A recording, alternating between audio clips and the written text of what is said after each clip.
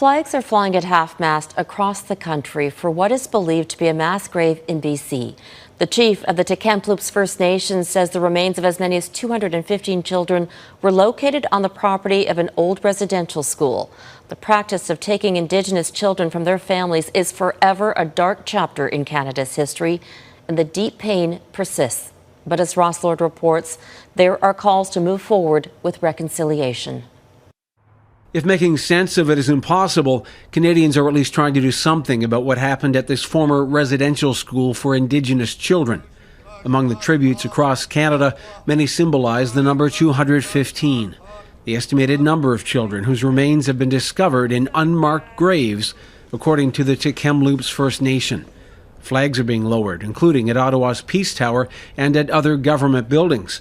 There are calls for a national day of mourning from those who consider these tributes only the beginning. We're going to most likely be bringing them home, which means potentially unearthing them and going through and identifying them and then seeing which community they belong to. So that's going to be so hard and so horrendous. I felt grief, and I felt a little bit angry as well, and I'm not an angry person by nature. This First Nations chief suggests only after a long period of reflection has he managed to find anything positive. These children's hurt is gone. Their pain is gone. They're at peace. This is now about what we do to remember this moment, but also how do we go forward from here?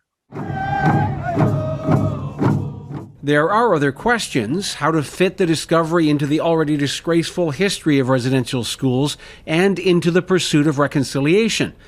How to help our own children understand it, especially Indigenous students who live with the repercussions generations later. As Canadians look for new ways and new symbols to honor the children and their families, the full magnitude of the horror is unknown.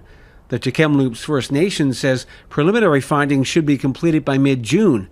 It promises updates as they become available. Ross Lord, Global News. And that is Global National for this Sunday night. I'm Robin Gill. We leave you tonight with more tributes from around the country for the countless children lost in the residential school system. Thank you for watching. Donna Friesen will be at the anchor desk tomorrow. Good night.